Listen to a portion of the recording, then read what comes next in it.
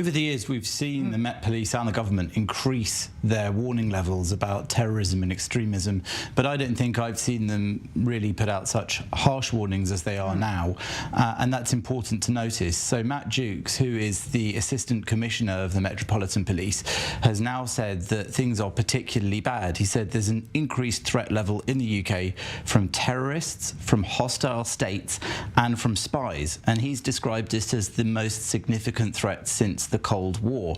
So I think in terms of how high the threat is, they're making it quite clear. He used a similar analogy to Lord Cameron the other day when he spoke about there being a dashboard flashing with red lights. Well, we've heard now about a similar dashboard where all of the needles are swinging to the wrong side. These are perhaps the toughest words you'll hear from stiff upper lip Brits. Yeah. Exactly. I'm not quite sure how else they could put it. And what they're looking at in particular is a steep rise in reports of extremist behaviour. They've said that the 7th of October attacks and the time since then has been a catalyst for that. Yeah. And there have been more reports to terrorism hotlines, more reports online. Many of these are proving worth following up for them as well. And there's also been Robin Simcox, who is an advisor on counterterrorism for the government, who said that he has also seen not just online material, but material coming out of mosques within the UK, which he says is of extreme level and is also somewhat unbridled. He said there are radical statements being aired with a brazenness that we've not seen for some years. And the worrying thing about all of this is that it comes at the same time as a former civil servant, Anna Stanley, who's written about a course she was sent on, which was for attendees from the Foreign Office, from the Ministry of Justice, from the Ministry of Defence and Home Office, run by King's College, in which she said terrorism and the impact of terrorism was minimised. Israel was used as an example of not pointing towards one actor as a terrorist because it might strengthen the stronger party.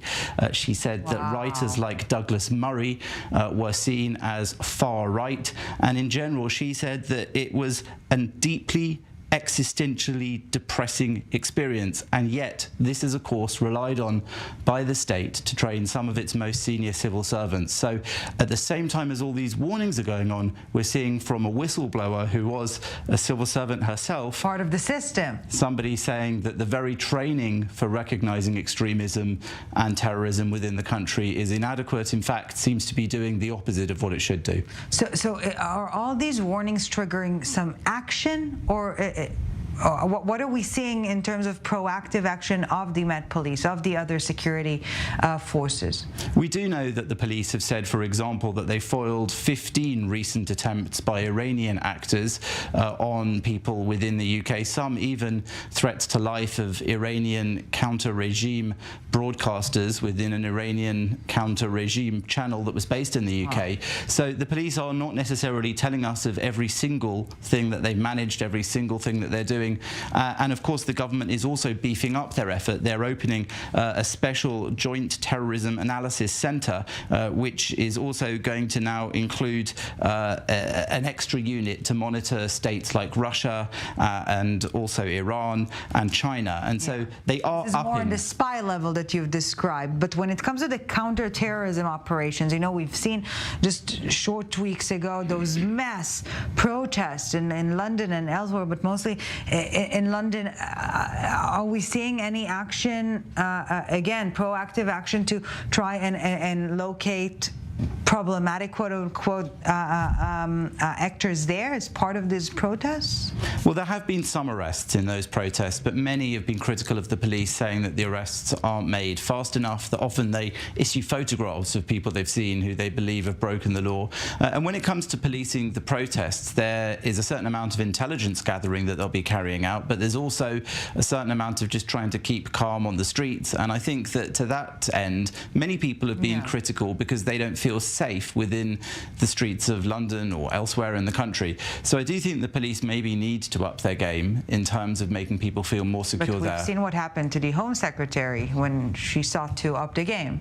I think as well there's a temptation for some in politics to speak big, not necessarily to follow it through, and then for others to try to maintain the peace and keep people calm. And of course there is a need for the government and the police to try to keep that balance, because you can't have the whole country panicking, but at the same time sometimes panic is the right response to what seems to be going on around. And of course these two things don't exist in isolation. This terror threat and the extremism that you might see at lower level on the streets, they're on a continuum. So the extremism that's being expressed in some of the protests, in some of the universities and elsewhere, is exactly what leads to extremism that can then translate into extreme action. And I think that that's part of what these terror and extremist advisors have been pointing at, that we can't always just rely on the law and wait for somebody to wave a banned flag showing a commitment to a banned organization before we take action. In fact, sometimes it's necessary for action to take place sooner. But then there's that King's College course which showed that they were actually speaking against the Prevent initiative, which the government uses to try to get hold and control of extremism earlier on. They were saying it's somewhat disapprovingly that it wasn't necessarily acting in the right way. So there's confusion, to say the least, in how Britain is confronting this problem.